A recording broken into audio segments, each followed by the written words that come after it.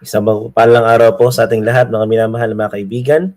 Welcome po kayo dito sa ating programa na Purpose Discussions kung saan we're all learning to pray, prove, practice, and proclaim tungkol po sa binabanggit ng salita ng Diyos. And of course, ito po inyong lingkod, si Pastor Joshua Aniban, ang inyong pong makasama. Ganon din po, praise the Lord. Kasama natin ngayon si Pastor Ishmael Ferry, isa sa atin pong bumubuo ng mahalagang programang ito ng pag-aaral po ng ating Sabbath School lesson. So, welcome po kayong lahat mga kapatid. At bago po tayo magpatuloy sa pagre-recognize sa ating pong mga viewers sa iba't ibang pages, ay hilingan po natin si Pastor Isha kanyang pagbati. Pastor? Magandang gabi po muli sa inyong lahat mga taga-subaybay. Ayan, purihin po ang ating Panginoong Diyos sa gabi pong ito dahil tayo ay muling magre-repaso ng leksyon.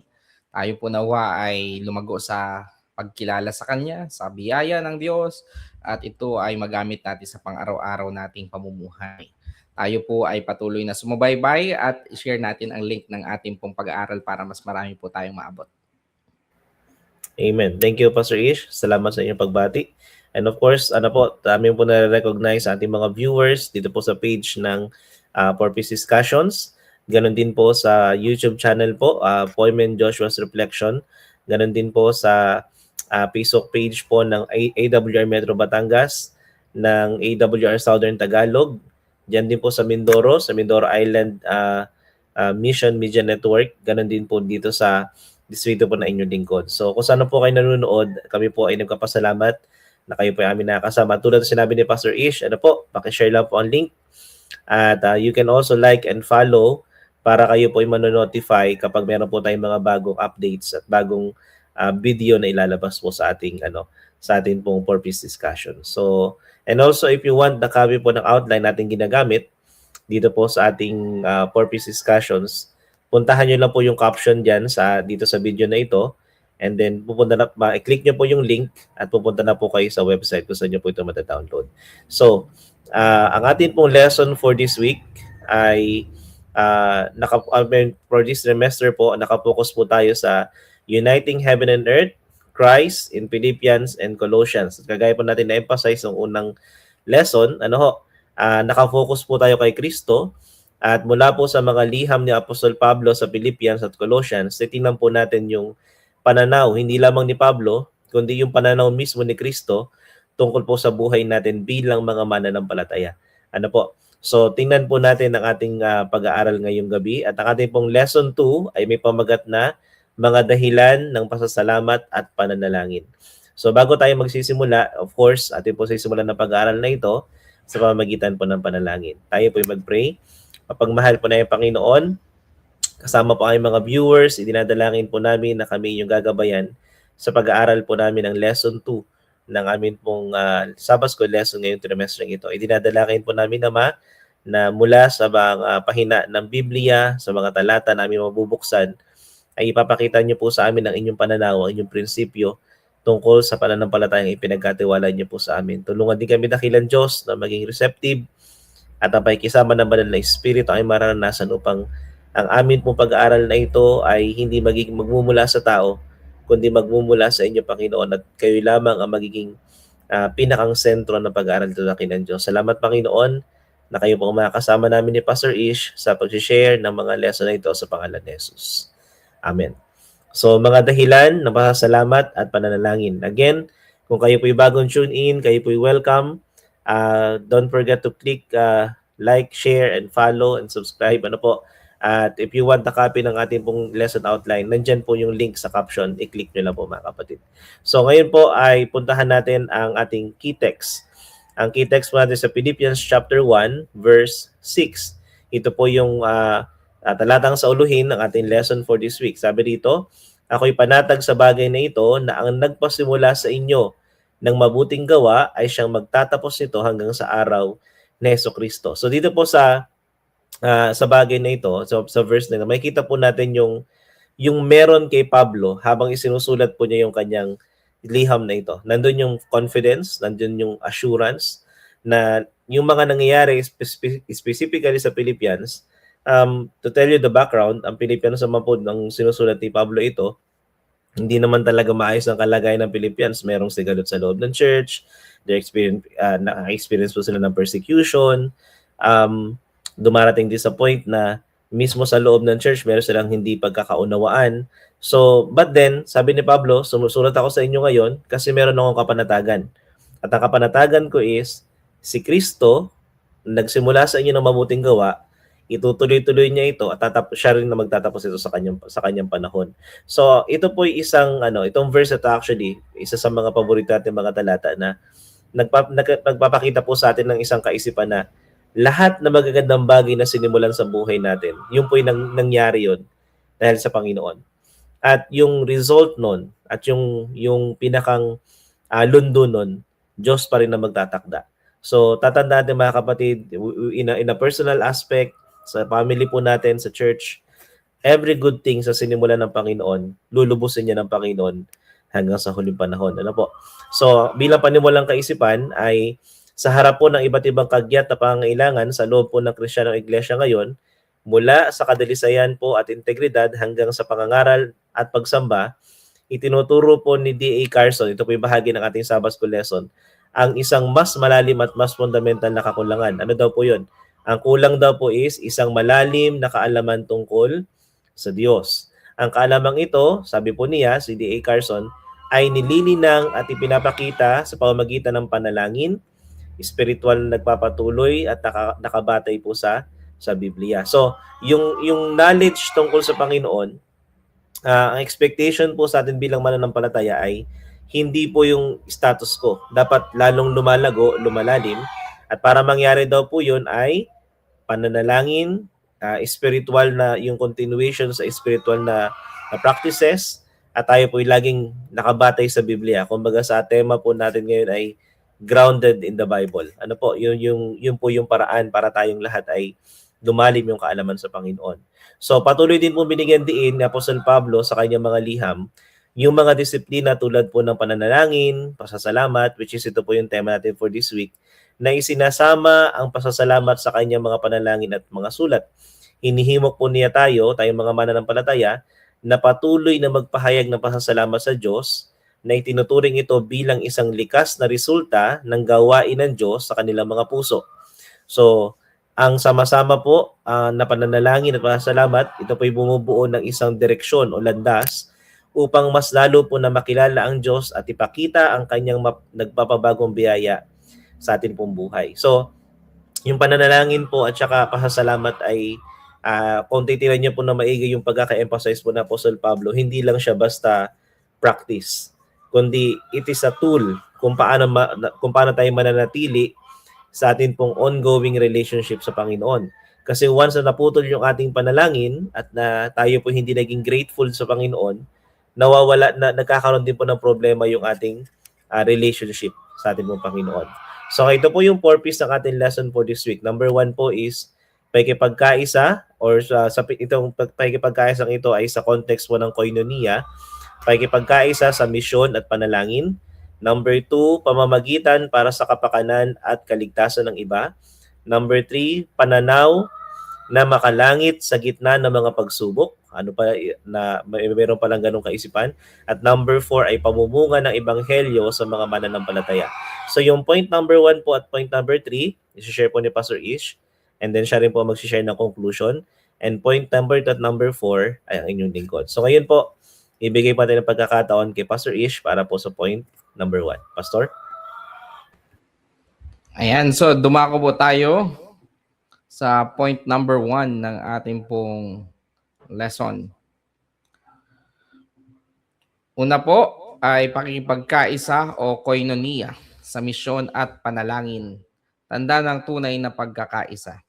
Ang wika ng Filipos 1:5 hanggang 6, dahil sa inyong pakikipagkaisa sa ebanghelyo, mula ng unang araw hanggang ngayon, na ako'y may lubos na pagtitiwala sa bagay na ito, na ang nagpasimula sa inyo ng mabuting gawa ay lulubusin ito hanggang sa araw ni Jesucristo. Itong talatang ito, Pastor Josh, ay isa sa mga pinakang paborito kong mga talata. Yan. Ito ay nagbibigay ng hope na tayo ay hindi sinusukuan ng Panginoon. Ano po? So, Actually, yung ating mga choices nga ang nagde-decide kung papaano tayo magtatapos o saan ang ating patutunguhan. Dahil ang Panginoon constantly ay sabi dito ay talagang dadalhin niya sa lulubusin. Ito yung word na ginamit lulubusin. Yung kanyang sinimulang mabuting bagay. So, ito ay isa sa talagang napakagandang talata na masusumpungan natin sa Biblia. So, bakit po ito binabanggit? Bakit po ito ang ating pong memory text, mga mahal na mga kapatid? Anong kinalaman nito sa pakikipagkaisa sa misyon at panalangin? Ayan. Layunin at tunguhin, sabi dito, gayon paman ang kanilang katatagan sa pananampalataya ay naging dahilan upang ipahayag niya o ni Pablo, nagpapasalamat ako sa aking Diyos sa tuwing kayo'y aking naaalala na laging nanalangin ng may kagalakan para sa inyong lahat dahil sa inyong pakikipagkaisa sa Ebanghelyo. Wika dito sa The Acts of the Apostles, sa pamamagitan ng mga supplemental notes. Narito mga kapatid, binanggit po dito, naka-highlight po dito ang kanilang katatagan sa pananampalataya. Tapos yung words na dahil sa inyong pakikipagkaisa sa Ebanghelyo. Yung word po na koinonia o unity o pwede din sa word na fellowshipping, ito kasi ay galing do sa word na koinos na ang ibig sabihin po ay household. So ibig sabihin po nito mga kapatid ay ang ating pong pananampalataya ay tumatatag, lumalakas kapag tayo po ay nakikipagkaisa. Kanino? Doon din sa ating mga kapwa kapananampalataya. Pag tayo po ay nagkakaroon ng ang tawag nga nung iba ay synergy. Ayan, o yung pagkikipagkaisa para sa positibong bagay. Lalo't higit kung ito ay patungkol sa ebanghelyo. Ito ay nagdudulot sa atin ng katatagan sa pananampalataya. At ang katatagan sa pananampalataya ay dapat nating ipagpasalamat sa ating Panginoong Diyos. Katulad ni Pablo, si Pablo man ay hindi nga siya nakarating doon sa Colosas ayon sa aking nabasa nakaraan sa mga lesson natin po ngayong linggo pero ano daw po si Pablo po ay nakapagpapasalamat sa Diyos at dala ng mensahe ng Diyos sa pamamagitan ng mga tao na nakinig sa kanyang pangangaral. Sila yung mga nagsipagdala ng mga mensahe doon sa mga lugar na iyon at nang nababalitaan ito ni Pablo ayon sa kanyang mga sulat para sa mga mananampalataya doon sa Pilipos at Colosas, siya ay nagpapasalamat kapag naaalala niya at bahagi ng kanyang panalangin. Na may kagalakan para doon sa mga taong nababalitaan niyang tumatatag ang pananampalataya dahil sa sila po ay nakikipagkaisa sa Ebanghelyo. So mga minamahal na mga kapatid ko, dito sa ating lesson na mga dahilan ng pasasalamat at pananalangin, kapag tayo ay nananalangin, mahalaga ang punto na dapat po nating ipagpasalamat sa Diyos ang pakikipagkaisa sa misyon. Kapag tayo nananalangin, pagpasalamat natin sa Panginoon ang partisipasyon, pakikipagkaisa, yung nakikita nating positibong pagsasama-sama ng mga kapatid sa pananampalataya. At sabi po nga dito sa ating pong pag-aaral, may mga prinsipyong ipinagkakaloob sa atin sa puntos na ito na unang puntos. Ang tunay na koinonia ay nangangahulugan na pagtatagumpay o dusa ng isa ay dusa at tagumpay ng lahat. Ayan. Ganun po ayun, mga kapatid ko. Pag tayo ay merong unity, meron tayong pakikipagkaisa, hindi lamang tayo nakikipagkaisa sa panahon na maayos ang takbo ng buhay ng iglesia. Maging sa panahon ng mga pagsubok, maging sa panahon ng pag-uusig, ganyan ang ipinakita at iniuudyok na espiritu ng Panginoon sa atin sa pamamagitan ng sulat ni Pablo na sila'y nagkakaisa sa Ebanghelyo. Hindi niya tinutukoy lamang ay yung mga good times, yung mga kapag nag-flourish ang gawain. Tinutukoy din niya yung mga panahon ng suffering, persecutions, di ba? Troubles na nagkakaisa yung mga mananampalataya ng ating Panginoong Diyos. Ibig sabihin, kabahagi ang lahat sa suportang pinansyal at espiritual. ano ang ating napapansin sa ating pong mga iglesia? Tayo ba ay naroon sa halimbawa na ipinapakita sa atin ng ating pong lesson sa mga iglesia na taga Pilipos at Colosas na ang kanilang pakikipagkaisa ay hinihimok na sila'y magkaroon ng pagkakaisa hindi lamang sa panahon ng masasabi natin parang negatibong pagkakataon at maging positibong pagkakataon, mga mahal na mga kapatid ko. Sana po ay ang ating iglesia sa pamamagitan ng ating individual na initiative, pangunahan natin ang pagkukusa na makipagkaisa doon sa mga nakikita nating ang kanilang direksyon ay para sa pagpapalawak at pagpapasulong ng banal na ebanghelyo ng Panginoong Diyos na anupat kahit na hindi man maganda sa tingin natin ang karanasan at ang mga kondisyon ng ating pong buhay Kristiyano ay makikipagkaisa pa rin tayo sapagkat naniniwala ako, Pastor Josh, na may growth sa panahon ng troubles, may growth sa panahon ng suffering and trials and persecution. At may growth din naman sa panahon na tayo ay victorious, sa panahon na tayo ay sabihin natin parang panatag, payapa o peaceful at favorable ang mga conditions. So hindi lamang mga kapatid ko tayo makikipagkaisa kapag sa kasiyahan. Makipagkaisa din po tayo sa panahon ng mga pagsubok at maging doon sa mga panahon na parang nakikita natin ang ating church ay ah, parang sabihin natin parang mawawala na. Kapag nakikita, halimbawa, practical na example, kapag nakikita mo na parang kakaunti na lamang ang dumadalo kapag midweek at vespers, makipagkaisa ka dun sa mga natitira, hindi yung makikipagkaisa ka dun sa mga umaalis. Dadagdagan pa yung bilang ng mga nababawas. Hindi, makipagkaisa tayo dun sa nakikita nating nagtitibay, nagpapatibay ng kanilang mga sarili. Pag tayo kinusa natin ang ating sarili na magpatibay sa pamamagitan ng pakikipagkaisa sa ebanghelyo, maging sa panahon ng mga mahirap na mga sitwasyon o yung mga difficult times, naniniwala akong lalago tayo at ang ating paglago ay holistic. Ang ating paglago ay hindi imbalance, kundi isang balanseng paglago na nagpuproduce ito sa atin ng pagpapatibay ng pananampalataya. Ang mga nagsasabing sila'y sumasampalataya sa panahon lamang ng good times, ang pananampalatayang iyan ay hindi totoo. Dahil kapag sinubok iyan sa malalim at mas mahirap na mga pagkakataon, give up agad yan. Pero yung mga ang pananampalataya ay nasusubok sa panahon ng mga paghihirap, mga pag-uusig, ay kahit sa panahon ng kaginhawahan niyan, hindi yan magbabago sapagkat nauunawaan niya na ang pananampalataya ay hindi dapat na nakadepende sa mga external na kondisyon, kundi sa relasyon natin sa Panginoong Diyos in whatever moments or situations we are in.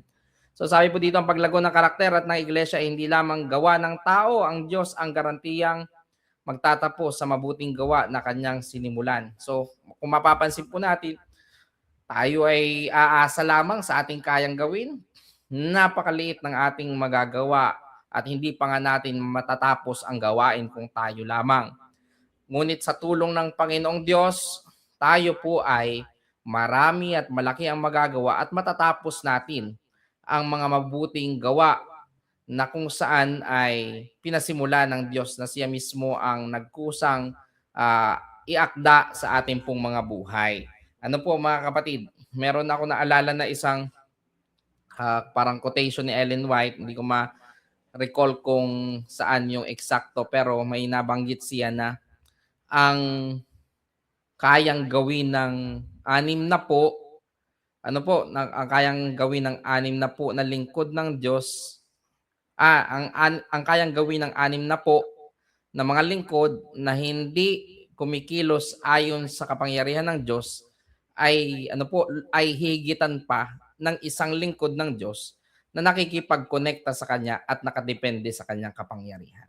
So tatandaan natin iyon mga kapatid. Ano po? Ang tunay na pagkakaisa ay nabubuo sa mga mananampalataya kapag ang lahat ay nagkakaisa sa panalangin at misyon. So kung ang isa nga na nakikipagkonekto sa Diyos ay kaya niyang higitan yung 60 gumagawa, ngunit walang koneksyon sa Diyos, ay gaano pa kaya kung higit pa sa isa ang kumikilos ayon saan? Sa direksyon ng Diyos, na nakikipagkaisa din sa mga kapwa niya na nakikipagkaisa sa Diyos. So kapag tayo po ay nakikipagkaisa sa Diyos at nakikipagkaisa tayo sa ating mga kapwa, hinihimok natin sila o kaya na may nag-i-initiative tayo, nag-i-initiate tayo ng pakikipagkaisa sa mga tao nakikipagkaisa sa Diyos, talaga pong ang ating pong magagawa ay higit pa. At nagbubuo po ito ng pananampalataya sa mga nakikipag-participate, ang nakikibahagi sa pagkakaisa, sa panalangin at sa misyon. So yung ating pong initiative na mag-join sa mga missionary work ng ating church, o meron din tayong sabihin natin personal missionary work, at nakikipag-join sa mga collective gathering for prayers ng ating pong iglesia, talagang sila po yung mga tumatanggap ng pagpapatibay ng pananampalataya. Kaya nga, ang revival at ang reformation, mga mahal na mga kapatid ko, ay mangyayari ito sa mga tao na kung saan ay mayroong pagkikipagkaisa sa mga panahon ng pananalangin at sa pagmimisyon. Wika ng sulat ng mensahera na hindi daw magaganap ang collective na pagbaba ng banal na espiritu katulad ng panahon ng Pentecostes doon sa mga iglesia na kung saan ay marami ang mga miyembrong hindi konbertido, na mga ano daw po, na mga hindi dumadalo sa mga panahon ng pulong panalangin na isinasagawa o itinatakda ng simbahan. Papaano nga po tayo magkakaroon ng kapangyarihang nagmumula sa Diyos kung hindi tayo makakapanatili sa isang matiyaga at tuloy-tuloy na pananalangin? Sa aming devotional kanina, ng aking mahal na asawa ay naulit din ulit itong pananalangin na isang pagpapaalaala na hindi kailanman tayo magtatagumpay sa ating laban na personal sa ating buhay, maging sa pagmimisyon, kung wala ang isang walang patid na koneksyon sa Diyos. So, yun po mga kapatid ko, ang unang puntos sa ating pag-aaral, at dadako na po tayo sa ikalawang puntos na ibabahagi ni Pastor Josh. Thank you, Pastor Ish. Point number 1, saktong-sakto yung iyong diniscuss. Kasi bukas magsisimula ang 10 days of prayer. Ngayon pa lang gabi rin, nagsisimula rin 10 days of prayer. January 7 to 17. So mga kapatid, sana po lahat tayo ay may kalahok dito kasi dito nakikita sa atin yung tunay na pagkakaisa, mga kapatid, sa yung panahon ng pananalangin din po natin. So ngayon po, lesson number 2 po tayo, point number 2 rather, pamamagitan para sa kapakanan at kaligtasan ng iba. Tingnan po natin sinasabi ng salita ng Diyos. Sabi sa Philippians chapter 1, 9 to 10, at ito'y idinadalangin ko, si Pablo nagsasalita, na ang inyong pag-ibig ay lalo pang sumagana sa kaalaman at sa lahat ng pagkakilala, upang inyong kilalanin ang mga bagay na magagaling, upang kayo maging tapat at walang pagkakasala hanggang sa kaarawan ni Kristo. So, itong part ng itong verse na ito ay basically makita po natin yung isang nagmo-model na dito si Pablo na siya ay nagbibigay ng intercessory prayer para dun sa kanyang mga kapatid sa Philippians. So, parang sinasabi niya sa kanila na ako, nanalangin ako para sa inyo, kayo, magdalangin na din kayo para sa isa't isa. Anong reason? Kasi kapag tayo po'y nanalangin para sa isa't isa, yung pag-ibig daw po sumasagana. Kumbaga, totoo naman talaga Ako, experience ko din. Once na nagawa mong ipanalangin ng isang kapatid, nabanggit mo yung kanyang pangalan sa prayer, yung connection mo sa kapatid na yon, mas tumitibay. Even yung pag-iisip ng negative doon sa tao na yon, namamatay. Kasi napapalitan siya ng pagmamahal, pinapalitan ng Panginoon. And then, mas iisipin mo kung ano yung mga bagay na makakabuti, which is sabi dito ni Pablo ay upang inyong kilalanin ang mga bagay na magagaling, diba? So once na nag-pray ka, intercessory prayer para sa kapwa mo, sa mga kapatid, ay napapalitan ito ng kaisipan na ano kaya yung pwede kong gawin para maging maayos yung pakikitungo ko sa kapatid na ito, di ba? So, ang intercessory prayer mga kapatid ay hindi lang siya nagbe-benefit yung tao na pinagpe-pray mo, kundi ikaw mismo na nanalangin. Meron din paglagong nangyayari po sa atin. So yun po yung reason kung bakit sa church po natin ini-encourage po natin sa atin yung pray with one another, pray for one another. At sasabi po dito sa Ye Shall Receive Power page 189, ito po yung resulta pag tayo po ay namamagitan daw, ang lahat ng pagkamakasarili ay pinalalayas. Isipin niyo po yon. Ang lahat ng inggit, ang lahat ng masamang pagsasalita ay binubunot at isang radikal na pagbabago ang nagaganap sa puso. Ang bunga ng Espiritu ay pag-ibig, kagalakan at kapayapaan. So, dito Pastor Ish, makikita natin dito yung parang pinakang isang straight na assessment. Kapag ang isang church ay away ng away, yung hindi nagkakasundo, may division, may grupo-grupo, kulang sa prayer. Hindi sila nananalangin para sa bawat isa. Yun po yung reality. Kasi kung sabi, ito yung patunay mismo ni Ellen White kasi kung nananalangin tayo sa bawat isa, yung pag-ibig, kagalakan, kapayapaan nabubuo. Yung inggit nawawala, pinapalayas. Yung pagkamakasarili naaalis. Yung masamang salita nawawala. So, could it be possible mga kapatid na ito talaga yung kulang sa church? Kasi 10 days of prayer. Ito magaganap na naman. Yearly meron tayong ginagawa. Sa buong membership ng church, ng isang local church ng Seventh-day Adventist, gaano karami ang uma-attend? Reality speaking. Let's say merong isang grupo ng church na 100 members. Madalas ang uma-attend, wala pa sa 50%. Di mo ba? So, ibig sabihin, meron talagang kulang ang church natin pagdating sa prayer life. Yung prayers, yung pagpananalangin para sa kapwa. Kasi kung nagagampanan po natin ito, kagaya ng naranasan po ng mga alagad ng mga apostol noong unang panahon, talagang mamamatay talaga magkakaroon ng, sabi nga dito, radical changes sa mindset, sa pananampalataya, pakikihalubilo, yung kung paano ka mag-isip tungkol sa ibang tao, nagkakaroon talaga siya ng pagbabago. And even pastors, kami mga pastor na Pastor Ish, pinapanalangin namin ng mga kapatid, yun yung actually nagsusustain actually sa amin kung bakit kahit kami pagwikaan ng sari-saring masasama na minsan parang gusto na namin gumantay pero sa tulong ng Panginoon napipigilan pa rin yung dila, napipigilan pa rin yung damdamin kasi nagagawa nating ipag-pray yung mga kapatid. Ano po? So, I do believe, ako naniniwala ko mga kapatid, na kapag naging practice ng bawat miyembro, from the leaders pababa na hindi officers, na ipag-pray ang bawat isa, magkakaroon talaga ng isang klase ng pagsasama, hindi lang sa gawain, kundi yung paglago sa pananampalataya ay magaganap talaga mga kapatid. So ito po yung ilang mga prinsipyo yung makukuha po natin dito sa point number 2. Sabi dito, ang epektibong panalangin ay lumalampas sa ako, di ba? Kaya nga, minsan, hindi naman masama mag-pray para sa mga personal na pangangailangan, pero ang epektibong prayers, when it comes sa, kung nag-i-aim tayo ng unity ng church, hindi puro ako, kundi papunta sa labas. At sabi dito, at nakatuon sa kung anong higit na kailangan ng komunidad ng mga mananampalataya para sa kanilang kaligtasan. So, we will pray para sa wants natin, sa needs natin rather.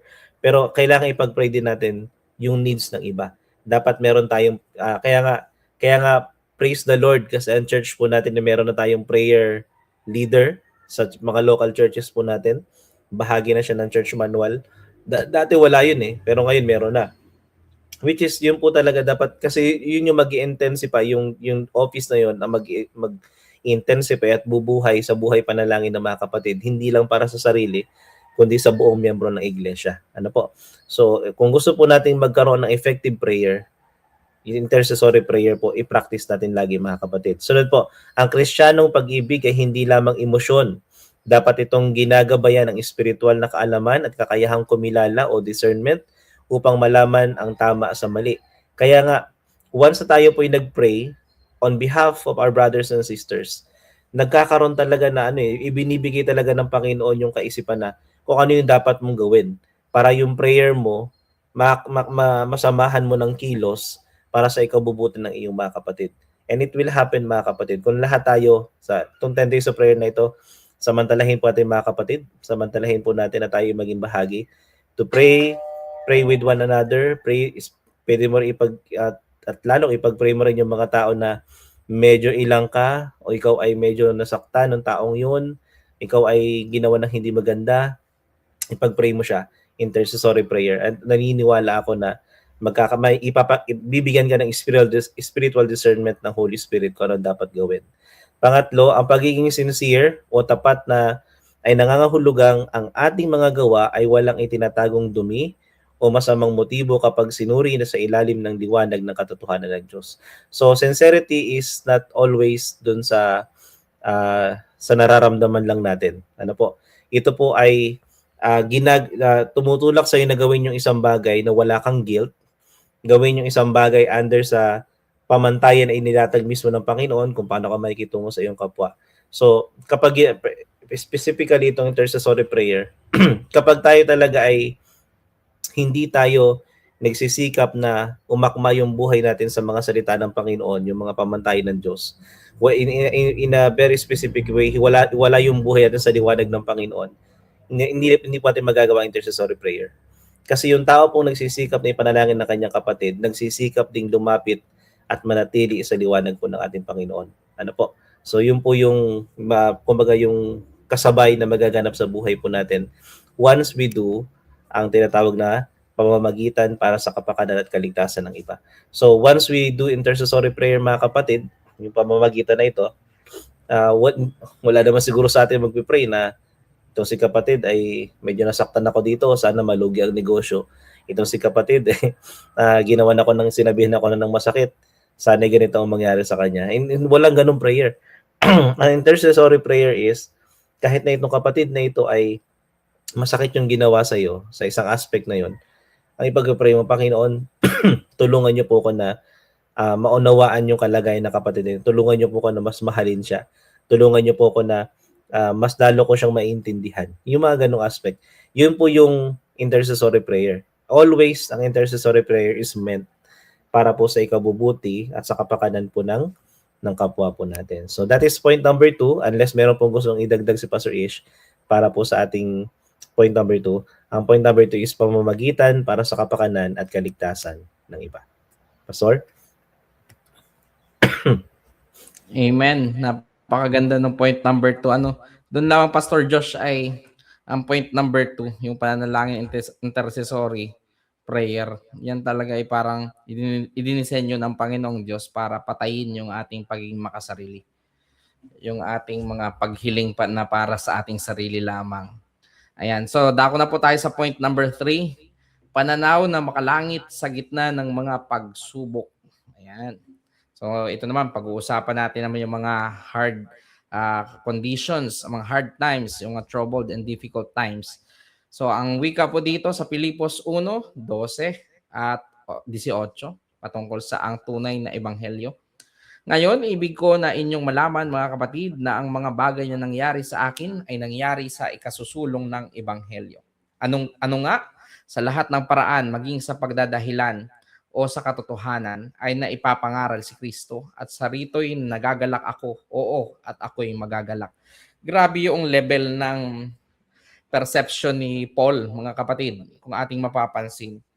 Hindi siya yung surface readers ng kanyang personal na mga pangyayari sa kanyang buhay. Yung parang mayroon kasing mga iba na syempre kapag panahon ng masaya ay masaya, pero pag panahon ng pagsubok marami ng mga reklamo, nakatingin na doon kasi sa pagsubok. Pero si Paul higit pa doon, nagpas ang kanyang pananaw sa kung ano yung nakikita niya sa pamamagitan ng kanyang paningin.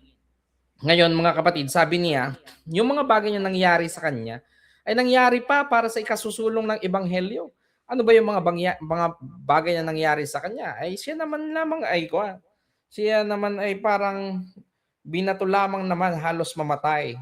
Siya ay ikinulong na lumilindol pa, 'di ba? Pero nag-aawitan pa sila ni Silas. Siya lamang naman ay nakatanikala bilang isang prisoner, tapos nag-shipwreck pa yung sinasakyan niyang bagyo. At pagpunta pa niya doon sa lupa, nang sila'y nagpapainit sa paligid sa paligid sa isang apoy, kinagat pa siya ng ulupong. At marami pang mga persecutions ang naranasan ni Pablo. Pero para sa kaniya, yung binabanggit ko lamang iyo o mga negatibo dahil talaga namang saksakan ng dami ding mga paghihirap itong si Apostol Pablo na ano pat sabi niya nakaukit na sa kanyang katawan yung mga naranasan niya dahil ang mga latay sa kanyang likuran ay marka na nagpapakita ng kanyang tindi ng kanyang naranasan. Pero ang sabi niya, sa positibong pamamaraan, sabi niya ay ang mga nangyari sa kanya ay para sa ikasusulong ng Ebanghelyo. For just an example, mga mahal na mga kapatid, si Timoteo, si Timothy, ay isang saksi sa kapangyarihan ng Diyos sa buhay ni Pablo nang siya ay batuhin na halos siya ay mamatay. Ay kabilang siya sa mga saksing nakakita kung paanong si Pablo ay iniwang parang patay ngunit sa kapangyarihan ng Panginoong Diyos ay nabuhay. Mga kapatid, hindi naman siya namatay pero ang sabi doon iniwan na parang halos siya ay mamamatay na pero nakapanumbalik sa kanyang datihang lakas. At si Timoteo ay naging kasama pa ni Pablo sa napakarami niyang mga paglalakbay at naging isa pa siyang elder o matanda sa iglesia sa Ephesus. At hindi lamang si Timoteo, mga mahal na mga kapatid, napakarami pa. Kaya nga sa pamamagitan ng mga living witnesses na nakakita sa kanyang paghihirap at sa kapangyarihan ng Diyos sa kanyang buhay, mas lumawak ang pagdadala ng ebanghelyo sa mas marami pang iba. Sabi po dito ay lahat ng paraan, maging sa pagdadahilan o sa katotohanan. Ibig sabihin pagdadahilan, mga kapatid, ay yung kung paano yung apologetics, ano po, ito yung pagpapaliwanag o maging sa pagpapahayag by preaching of the gospel ay naipangaral si Kristo at sa rito'y nagagalak ako at ako'y magagalak. Naalala ko sa Old Testament ay si Joseph na kahit na siya ay pinahirapan, nihulog sa balon na walang tubig, ipinagbenta ng kanyang mga kapatid sa mga mangangalakal, naging alipin sa Ehipto, ngunit itinaas ng Diyos sa harapan ng kanyang mga kapatid na kanyang mga kaaway ay binanggit niya na hindi sila dapat matakot sapagkat ang nangyari sa kanya ay paraan ng Diyos para iligtas ang bayan o ang pamilya ni Jacob sa taggutom. Mapapansin natin mga mahal na mga kapatid, ano, kung tayo ay merong malawak na spiritual eyesight sa mga pangyayari sa ating buhay, sa pamamagitan ng panahon ng mga good times at lalo tigit sa troubled times, na kung ating nauunawaan na hindi talaga tayo pwedeng humiwalay sa pagdurusa at paghihirap kung tayo ay namumuhay na banal para sa Diyos sapagkat nakatala sa Biblia, ang mga namumuhay na banal para sa Diyos ay magdaranas talaga ng mga pagsusubok at mga pag-uusig. Hindi na natin maihihiwalayan sa pangalan na ating niyakap simula nang tanggapin natin si Jesus. Tayo ang nalabi na talagang dadanas ng napakatitinding mga pagsubok. Pero tatandaan po natin, ang mga nangyayari man sa atin na hindi nangyayari sa iba, na ito ay parang iniisip natin, bakit parang ako'y pinupuro ng mga pagdurusa? Tandaan po natin kung ito po ay may kinalaman sa pangangaral at sa for the sake of preaching the name of Jesus Christ, tandaan po natin na ito ay nangyayari para ang kalooban ng Diyos, ang kanyang ebanghelyo, ay maipakalat sa buong sanlibutan at nagsisilbi tayong kabahagi doon sa tinatawag na bilang patotoo sa lahat ng mga bansa. Di ba? Sabi nung Mateo 24:14, and this gospel of the kingdom shall be preached unto all the world. Paano ipapangaral? As a witness unto all nations. Kung ating mga paghihirap na witness ng iba, we become a witness of God. Na tayo ang nagpapahayag sa kanila ng mabuting balita. Tayo man ay nahihirapan, tayo man ay inuusig, maging sa panahon na ilagak natin ang ating mga karapatan for the sake of the name of Jesus Christ. Ating ibigay ang ating karapatan, ano po, at hindi lamang natin ibigay ang ating Panginoong Jesus sa ang ating pananampalataya, maging ang ating buhay, iaalay natin sa Panginoon sapagkat nauunawaan natin tayo ay ano po, abaman sa harapan ng ating Panginoong Diyos, sa harapan ng maraming tao. Ngunit ang ating abang buhay pwedeng gamitin ng Panginoon para sa tatapos ng kanyang banal na gawain. So, dito sa ating pong pag-aaral nito, ang wika ng mga notes na mula kay Ellen White, ang biyaya ng Diyos ang nagpapatatag kay Pablo sa kanyang pagkabilanggo. Nagbigay sa kanya ng kakayahang magalak sa gitna ng kapighatian. Powerful ang grace ng ating Panginoong Diyos. Ito ang nagsustain kay Pablo na manatiling matatag kahit na siya'y nakabilanggo at nakakaranas ng kapighatian. Taglay ang pananampalataya at katiyakan, isinulat niya sa kanyang mga kapatid sa Filipos na ang kanyang pagkabilanggo ay nagresulta sa ikasusulong ng Ebanghelyo. Nakita po ninyo iyon mga kapatid? So, maaring iba ang sanang maisip ni Pablo, naisip niya, ay wala na. Wala nang saysay ang pangangaral ng Ebanghelyo dahil ako ay nakapiit na. Pero hindi. Alam ni Pablo na kahit pa ang kanyang buhay ay magtapos, ang banal na kalooban ng Diyos ay magpapatuloy. Mga kapatid ko, kahit pa kahit pa ang buhay niya ay magtapos. Pero kay Pablo ay isang malaking pribilehiyo na habang siya nabubuhay, makapag-alay ng kanyang buhay sa pamamagitan pagiging saksi sa buhay ng iba na pwede niyang maimpluwensyahan para maituloy ang banal na gawain ng Diyos kahit pa siya ay tumigil na. Kaya diyan napakahalaga yung discipleship, Pastor Josh. Pag hindi ka nagtitrain ng isang disciple, ay napakahirap at baka naman gusto mo lang ay ikaw ang bida. Mas maganda mag-train ka kung maaari ay kaparehas mo o masigit pa sa iyo. Kasi kasi sa pamamagitan noon, hindi mo lamang na ipagpapatuloy ang sinimulan ng iba bago ka, pati yung sinimulan mo at pati yung ginawa ng Panginoong Diyos may pagpapatuloy. Kaya nga sabi ng Biblia, di ba? Yung mga itinuro ko sa iyo, sabi ni Pablo kay Timoteo, ipagkatiwala mo sa mga lalaking mapagkakatiwalaan. Yun ang sabi niya. So i-transfer natin. So nakita natin dito si Pablo. Nakita niya, pananaw niya sa mga negatibong kanyang naging karanasan ay naging isang malaking hakbang pa nga na mas mapapalapit para sa pagtatapos ng gawain sa kanyang kapanahunan. Ang mga prinsipyong ipinagkakaloob, ang espiritual na pagkilala ay ang kakayahang makita ang kamay ng Diyos na gumagawa sa gitna ng mga negatibong sitwasyon upang magbunga ng mabuti. Kaya nga ang turo niya, lagi tayo magpasalamat. Kasi, bakit tayo nagpapasalamat? Ang pagpapasalamat maging sa negatibong sitwasyon ay ibig sabihin nito itong hakbang na papauna. Dahil alam natin na ang sunod ng mga negatibong bagay, nagpapasalamat na agad tayo dahil alam natin kayang baliktarin ng Diyos ang mga negatibong bagay para sa ikaluluwalhati ng kanyang pangalan. Ang ating tapat na pagtitiis sa hirap ay nagiging inspirasyon at nagbibigay ng katapangan sa ibang mananampalataya upang ipahayag ang salita ng Diyos ng walang takot. Ayan na nga, akala ni Satanas kaya niyang patigilin ang pagkalat ng Kristyanismo dahil sa paraan niyang isinulong niya ang pagpatay o pag-uusig sa mga lingkod ng Diyos. Pero sabi ng mga historians, the more na mas maraming pinapakain sa leon, marami ang binabalatan ng buhay, marami ang talagang pinahirapan ng matindi. Pero sabi ng mga scholars ay para bang ang bawat patak ng dugo ng mga Kristiyano ay nagsisilbing parang isang butil ng katotohanang naitatanim at nagsisibol sa mas panibagong mga mananampalataya. So, hindi kayang mapigilan mga kapatid. Kaya nga po, yung paghihirap at yung katatagan sa gitna ng paghihirap, pag nasasaksihan ng iba, it brings them wonder. Bakit sila ganun? Ano ang kanilang dahilan? Bakit ganun na lamang kapayapa ang kanyang mukha kahit na siya ay sinisilaban? Kahit siya ipakain sa leon, bakit gayon na lamang ang pagpupuri niya sa Diyos?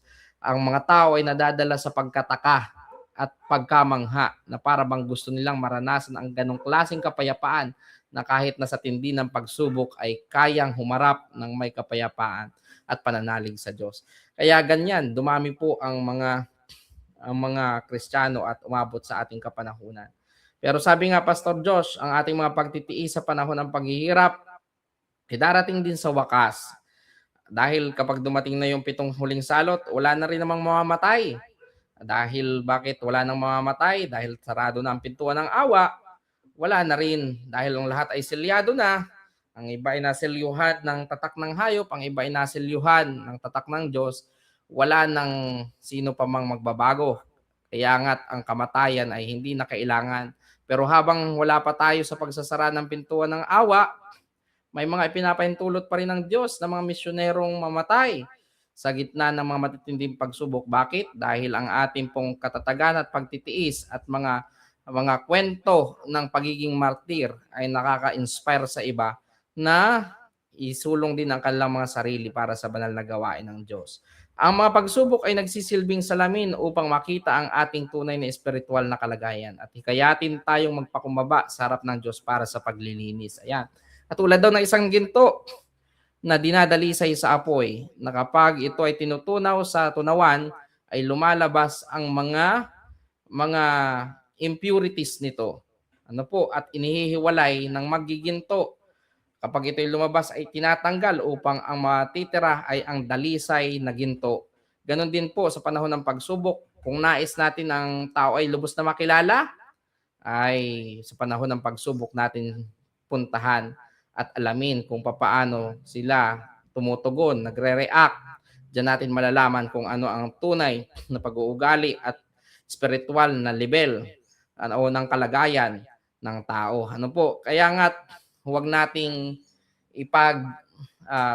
huwag nating ipamungkahi ang ating sarili sa pagrereklamo sa panahon ng pagsubok. Bagkus, ang dapat nating gawin ay pasalamatan ng Diyos sa panahon ng pagsubok sapagkat tayo ay nakita ng Diyos at tayo ay karapat-dapat, ibinilang niya tayong karapat-dapat na mabigyan ng pagsubok upang tayo ay mas madalisay at mas maging kaakma sa kanya pong banal na gawain na ipagkakaloob sa atin. So, mga kapatid ko, ang ating mga pagsubok na nararanasan in the light of Jesus Christ, ay dapat po nating i-welcome sa ating pong mga buhay. Sabi nga ni Ellen White, kung ang suffering pala ang magdadala sa akin sa lubos na pagkakilala sa Panginoong Diyos at sa lubos na pagkakaroon ng karakter na katulad sa Kanya, ang sabi niya ay, then let sufferings come.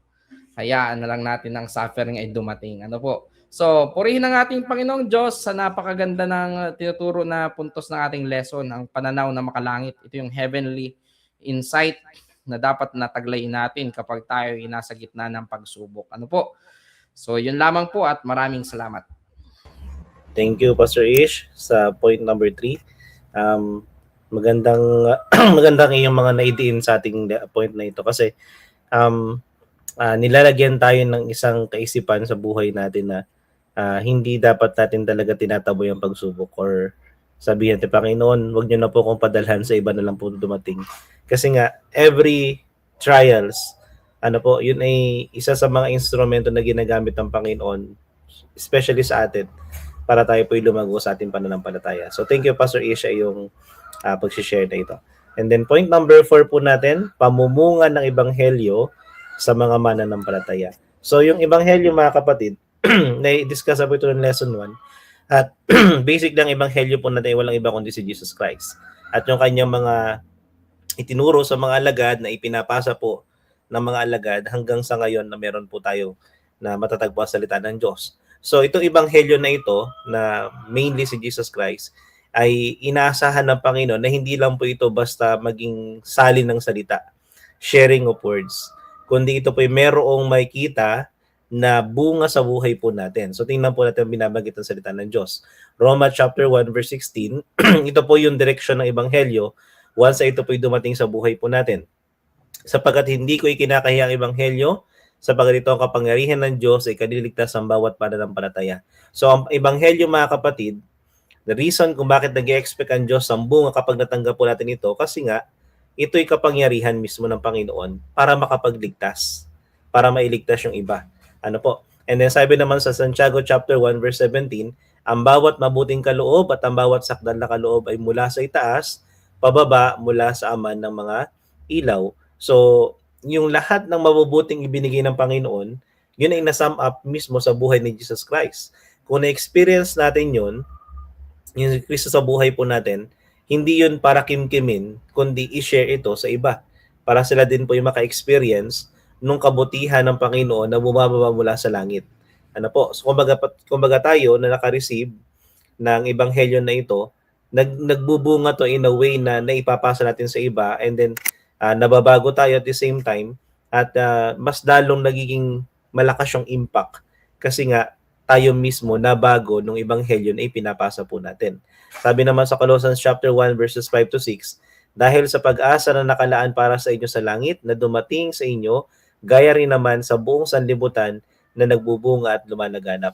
So, makikita niyo po dito yung tungoy natin ng ebanghelyo ng Panginoon na talagang sa buong sanlibutan. Talagang gusto niya na ito'y lumaganap. Kung kaya nating pasikatin sa mga sinishare natin yung certain quotes o certain verse, mas gusto ng Panginoon na sumikat sa buong mundo yung kaligtasan na makikita natin sa ating Panginoon.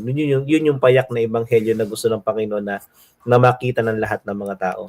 So sabi dito, ito po yung magiging resulta once ito po yung nagawa po natin, yung pamumumunga ng ebanghelyo sa buhay po natin. Reflecting Christ, page 344, may mga himalang dapat magawa sa tunay na pagbabagong loob.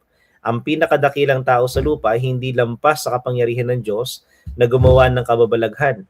Sa pamamagitan ng kapangyarihan ng banal na Espiritu, marami ang aakayin na tatanggapin ang mga banal na prinsipyo. So yung tayo mismo bilang isang mananampalataya, ano po, by simply sharing the gospel na tinanggap natin mula sa Panginoon, hindi lang siya magdadala ng bunga, kundi even yung pananaw at prinsipyo ng taong tatanggap, pwedeng mabago. At yun yung result na gusto na mangyari ng Panginoon.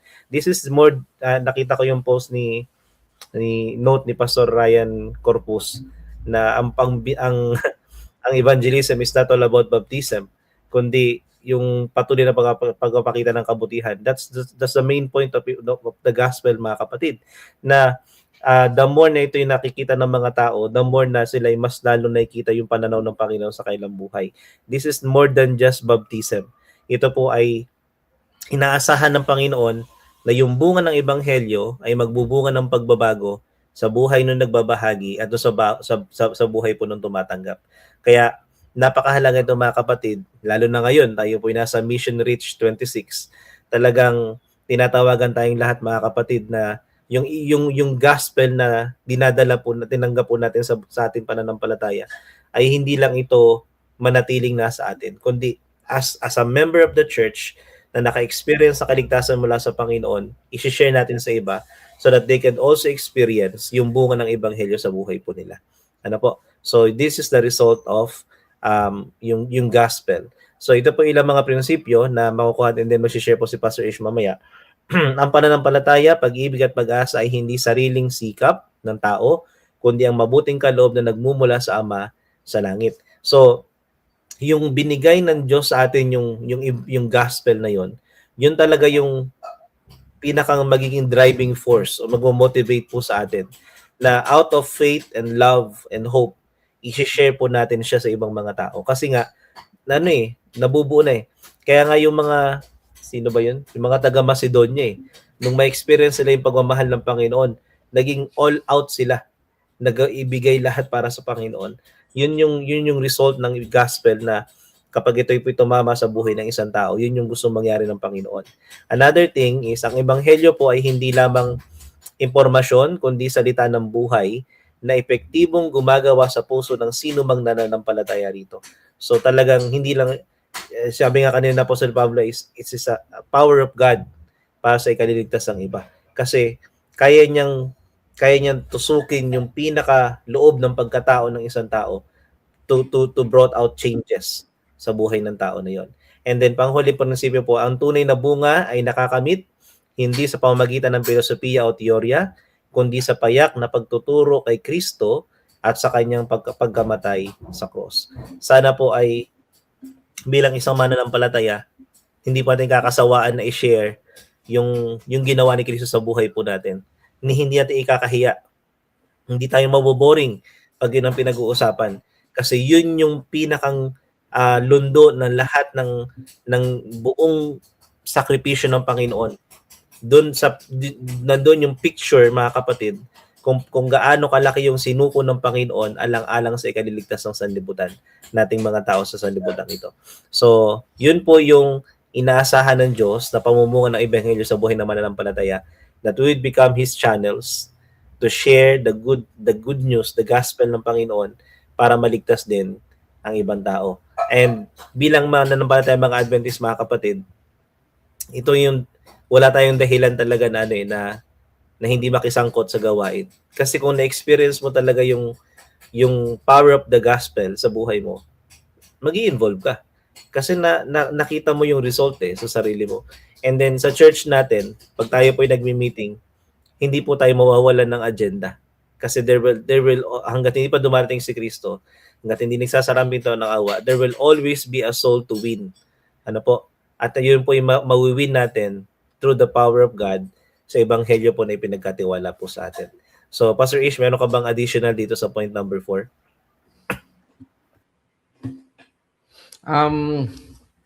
Wala na akong ibang maidadagdag, Pastor. Halos nabanggit nyo na yung mga puntos. Dahil ang highlight nito ay yung talagang pinakang gusto ko lamang doon sa yung nabanggit ay ang bunga ng ebanghelyo ay yun nga, yung nabago nating buhay, wala nang iba. Ano po? Ang bunga ng ebanghelyo ay hindi nakasentro sa baptism, kundi yung mga nabagong buhay. Kasi yung mga baptism natin ay minsan may mga questionable na mga baptisms. Pero wala kang maki-question sa isang taong nabago. Pwede mong questionin yung bilang ng mga bautismo dahil sa magiging resulta sa buhay ng mga tumanggap ng bautismo. Pero kapag yung isang tao ay nabautismuhan, na nakita mong pagbabago ng kanyang buhay, hindi mo maki-question yon. Dahil yun ay kapangyarihan ng Panginoong Diyos. So, yun lamang po at napakahalaga po ng point number 4 dahil ito yung pinakang goal ng kung bakit ang Panginoong Diyos ay gumawa ng napakalalim na pagsasakripisyo para sa atin upang tayo ay maging tulad niya sa pag-uugali. Yan ang dulot ng ebanghelyo sa ating buhay. Thank you, Pastor Ish. So, puntahan po natin yung ilang mga tanong na sa mga kapatid po na nanonood. Pwede nyo rin po itong gamitin for class discussions. Ano po? So, unang tanong po, paano natin mas mapapalalim ang ating pakikipagkaisa? Yung diniscuss po ni Pastor Ish sa ating lokal na iglesia upang hindi lamang ito maging panlipunang pagtitipon, kundi isang tunay na pagdadamayan sa mga tanikala at paghihirap ng bawat isa para sa ebanghelyo. Kasi nga, pag nag-miss tayo ng kahit kaunti man lang doon sa pananaw ng pakikipagkaisa na gusto mangyari ng Panginoon, ang ating pong pagtitipon o fellowship ay naging kagaya lang ng ginagawa ng sanlibutan. So yung pananaw na diniscuss po ni Pastor Ish kanina tungkol po sa pakikipagkaisa, yun po yung naglalagay sa atin ng distinction between the fellowship of the world at the fellowship sa loob ng church. So ano kaya ang maganda rito, Pastor Ish? Paano natin mas mapapalalim itong pakikipagkaisa na ito? Sa akin personally, Pastor, bilang pastor nga, ay hindi ko talaga pinapakaramdam sa mga kapatid ang pagkakaiba o sabi natin pagkakaiba-iba nila dahil sa kanilang mga status ng buhay. I mean yung treatment. Tama. Kasi ang ginagawa ni Satanas para hindi tayo magkaroon ng pakikipagkaisa ay pinapakita sa atin yung kaibahan. Una, yung status ng buhay, mga ganyan. Status ng buhay, edukasyon, yung mga ating mga tinatangkilik, kakayanan. Yan yung ginagawa ni Satanas para may grupo dito, may grupo dyan. Meron ditong mga sabihin natin mas mayroon, ito may wala. Pero sa akin bilang pagturing ay hindi ko pinaparamdam sa kanila na mayroong pagkakaiba sa aking pagturing. Na ganoon, na dahil sa mga kapatid ay wala, ay ganoon na lamang ating pagturing. Hindi, kundi itinuturo ko pa sa mga kapatid na sila na may sabihin natin na sa kanilang buhay ay mas nakakaangat. Ituturo ko pa na sila ay maging ganun din ang treatment para sa lahat. Na maging welcoming na ituring ang bawat isa na pare-parehas lamang tayo sa harapan ng ating Panginoong Diyos. Kaya nga, natutuwa ako dahil may mga pagkakataong nararamdaman din iyon ng ating mga kapatid. Nababanggit nila na sa pastor, salamat dahil ganito. Kaya pinagpapasalamat ko yun sa Panginoon na hindi nila nararamdaman mula sa akin na ako'y may pagtingin na kakaiba doon sa mga tao na kung saan ay sabihin natin ay sila pa nga yung mas dapat na makaramdam ng atensyon at saka pagmamahal dahil wala sila. Ngayon, yun ang isang bagay na gusto kong isagot diyan dahil pag tayo naging panlipunan lang na pagtitipon, ang lipunan ay lahok-lahok. May mga social status, merong mga educational ang status, di ba? Pero kapag ginawa natin isa church bilang isang pamilya, lahat tayo pantay-pantay sa harapan ng ating Panginoong Diyos. Kaya paano ko na ipapakita yun sa praktikal?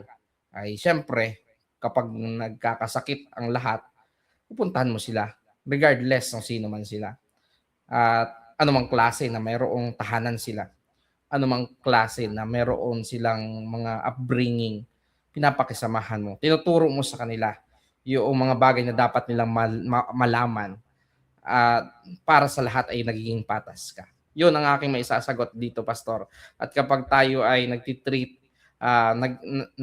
meron tayong tinatawag na pag tayo ay merong tinatawag na impartiality o hindi tayo partial doon sa mga tao, ay mararamdaman nila yung pagkakaisa. Palagay ko ito yung ginawa ng ating Panginoon eh. Wala siyang, is not a respecter of any person. Di ba? Hindi siya respecter ng status ng mga tao, kundi lahat turing niya ay iisa lamang. Kung kaya tayo, na iba't iba naman ang ating kakayanan, iba't ibang ating status sa buhay, lahat tayo nadodraw papalapit sa Kanya dahil pinakita niya sa atin yung pag-ibig na talagang unconditional. Yeah, thank you, Pastor Ish. Maganda yung iyong kasagutan po. Which is yun naman talaga dapat. And I do believe na hindi dapat pastor lang ang gagawa nun. Dapat bawat miyembro ng iglesia natin. Kung gusto natin talaga ng yung genuine unity na makamit po talaga natin, isa po yun sa mga pwede po natin gawin. Sa side ko naman, yung sa akin ipinapakita ko through support. And support in a way na kapag itong si ganito ay ipapasok ko yung status. Isang kapatid na medyo may kaya sa buhay, nagsasuggest, susuportahan ko. Pag itong isang kapatid na hindi naman ganun kataas ang status sa buhay, mag-suggest din, susuportahan mo din. Kasi once na naging impartial ka doon, sasabihin, ay kasi ito, may pera kasi ito, kaya sinusuportahan ni pastor. Kaya may boses, yung mga ganun.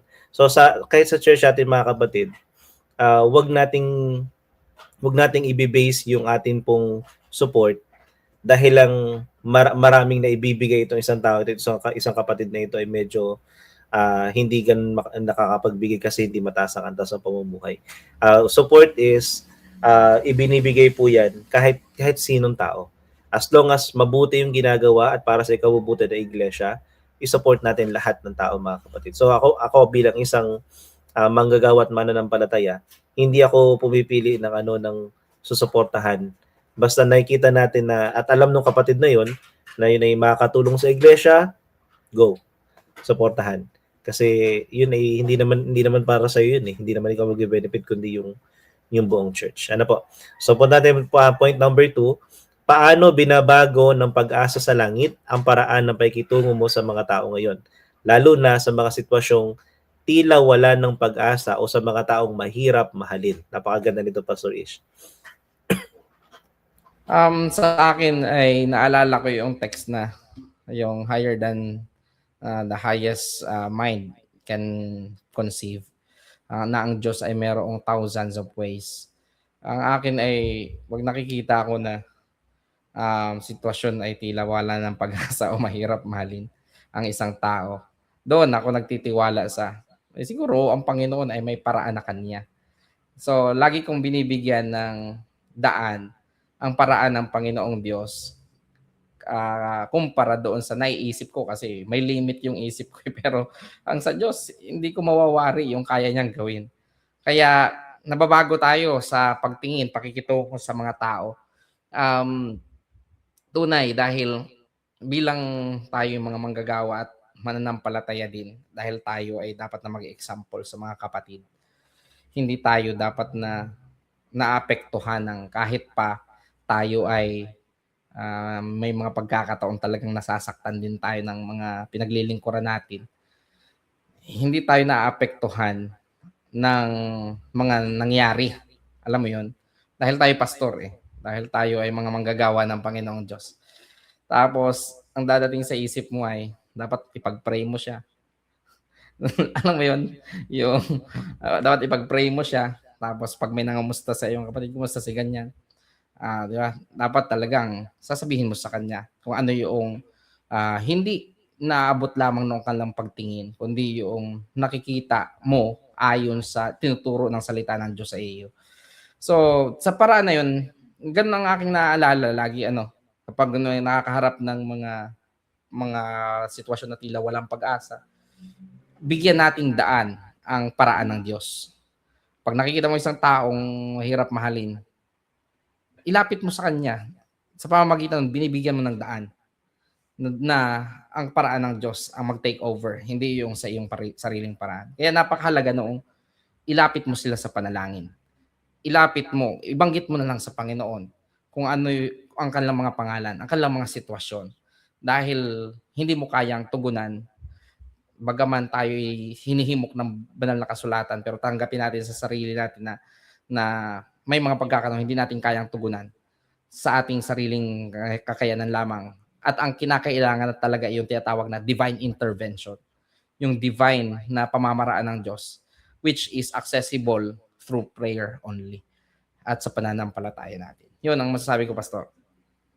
Amen, Pastor Risha. Ako ay fully agree dyan kasi hindi naman sa lahat ng pagkakataon kontrolado ng sitwasyon. At most of the time, talagang all the time, hindi mo hawak ang isip ng isang tao.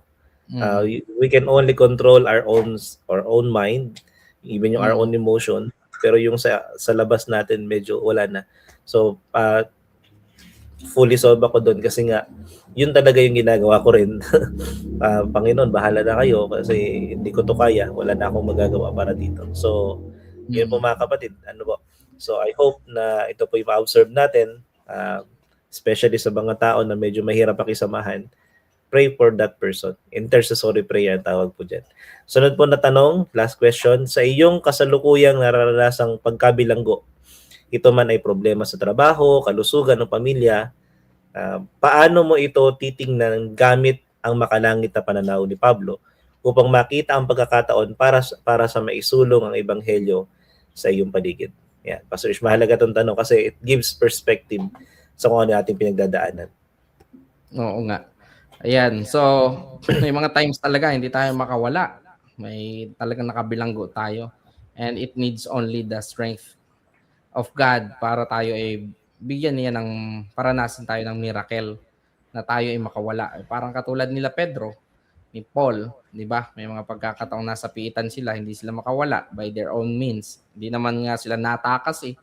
Kahit pa nga nalindol, hindi sila natakas. They only depend talaga. They only depend upon the leading ng banal na espiritu. Pag inudyokan silang tumayo ka, di ba?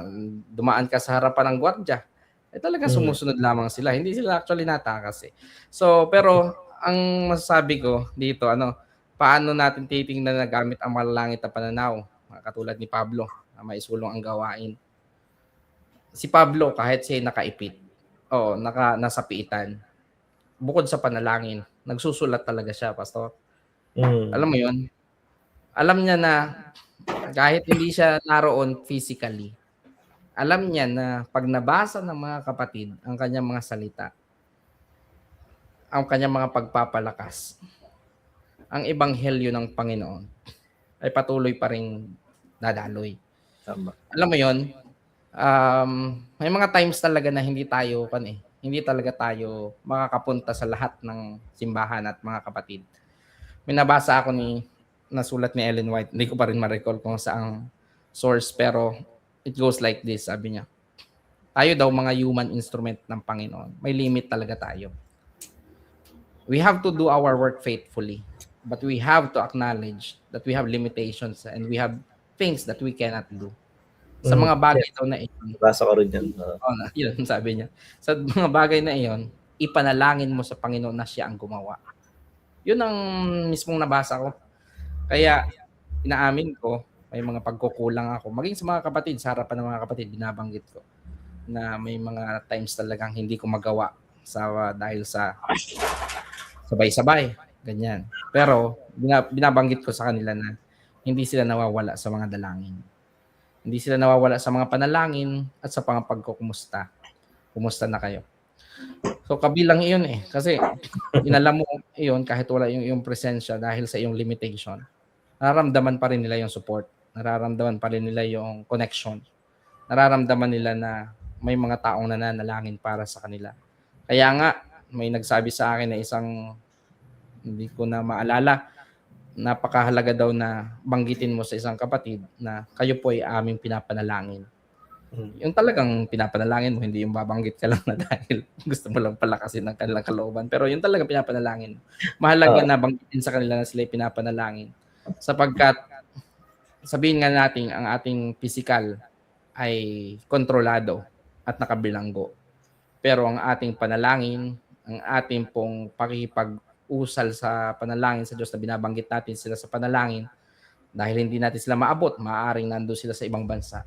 Maaaring nandun sila sa malayong lugar. Pero yung ating panalangin, hindi kasi hindi to bounded unbounded ito di ba? So, yung ating panalangin at patuloy na pag-alaala sa kanila, pakikipag-connecta sa kanila sa paraan na ating kaya. Lalo na't meron na tayong mga ganito, may mga cellphone tayo, meron tayong mga gadgets at through internet, nakakapagbigay tayo ng lakas ng loob, ay ating i-practice. Ako minsan ay meron akong times na dating sa isip ko, kumustahin ko kaya itong si church planter na ito at sabihin ko na ako'y naniniwala sa iyong kakayanan, nakikita ko na ikaw ay magtatagumpay. At pinapractice ko yan, Pastor. Nadating talaga sa isip ko. I-message mo si ganito, ganyan. Yeah. So, sa paraan na yon ay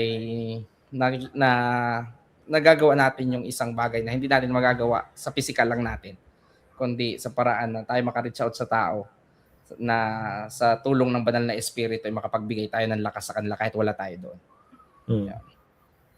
Ayan, thank you Pastor Esha na po. Nakaka-relate din ako sa yung mga binabanggit. Sa akin naman, hindi naman ito mawawala kahit siguro kahit hindi ako pastor, baka meron pa rin ganito may problema pa rin sa yung sense ng pagkabilanggo. Meron pa rin.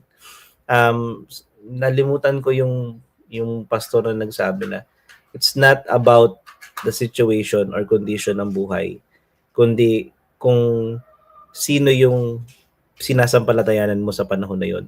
So, yung pananaw ni Apostol Pablo, hindi niya nababanggit yung diniscuss kasi Pastor Ish kanina na kaya ako nakulong para ma-advance yung gospel, napunta ako sa ganitong sitwasyon para kay Kristo.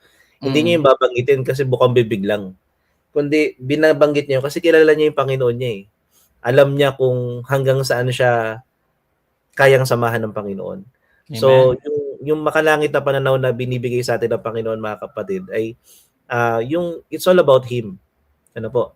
And when we understand, naintindihan talaga natin kung ano yung meron sa Diyos at kung ano yung kayang gawin ng Panginoon sa atin, then you will have no reason para sumuko o tumigil.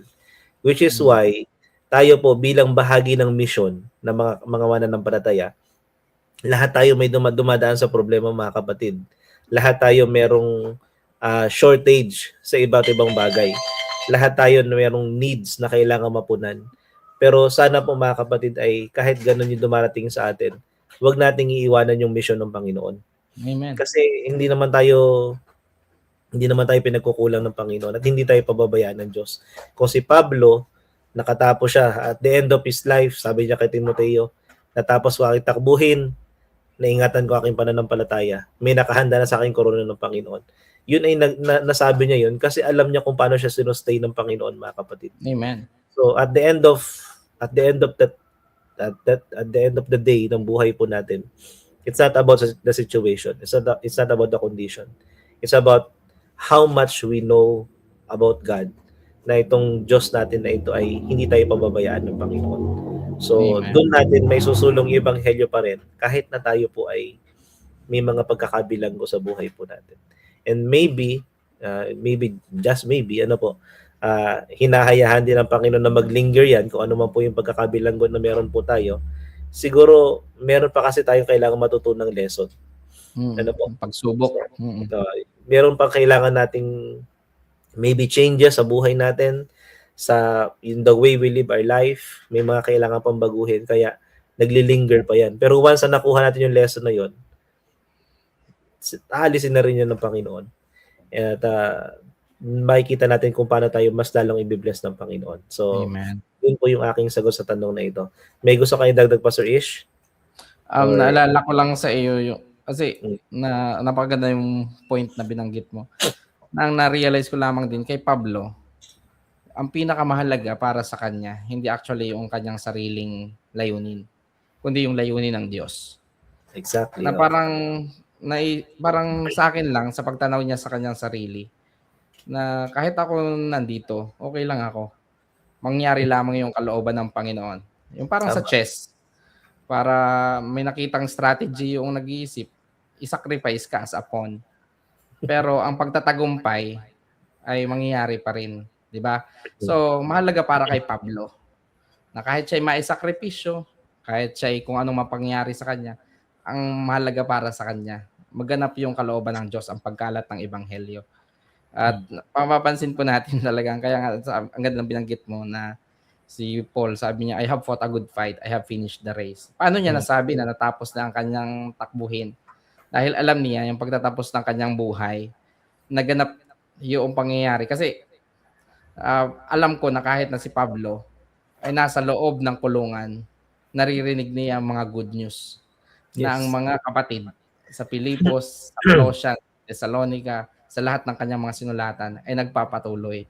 At alam niya na kapag mayroong mga nagpapatuloy, alam niya na yung kanyang takbuhin, tapos na ang bahagi niya, na ipasa na niya yung baton.